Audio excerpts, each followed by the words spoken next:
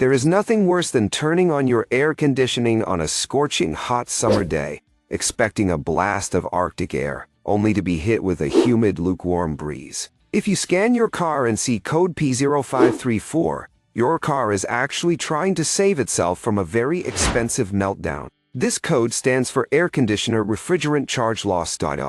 Here's the thing many people do not realize. The refrigerant, often called Freon, does not just cool the air.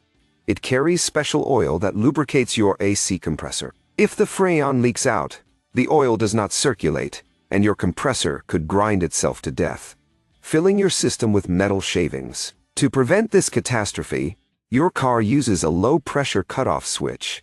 Think of this switch as a security guard. It lives on the suction side of the AC lines. If the pressure drops below a certain point, usually around 30 psi, this switch opens up and cuts the power to the compressor clutch, stopping it from spinning. That is why your AC stopped working. When the PCM sees this signal, it sets the P0534 code. Now, before you just dump a can of refrigerant in there, you need to be smart.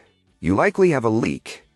You should use an ultraviolet dye kit to find where the gas is escaping. Once you are sure the system is sealed and filled to the correct level with the right amount of Freon and oil, you might need to manually clear the code. If the system is full but the code comes back, the switch itself might be the liar. You can test this with your DVOM. With the AC on max and the engine running, carefully probe the connector on the low-pressure switch. You should see battery voltage. If you do not have voltage, check your fuses and relays. If you have voltage on one wire but not the other, the switch is likely stuck open. You can temporarily use a jumper wire to bypass the switch. If the compressor kicks on, you know the switch is bad. But please, never leave it jumped permanently, or you will destroy your compressor.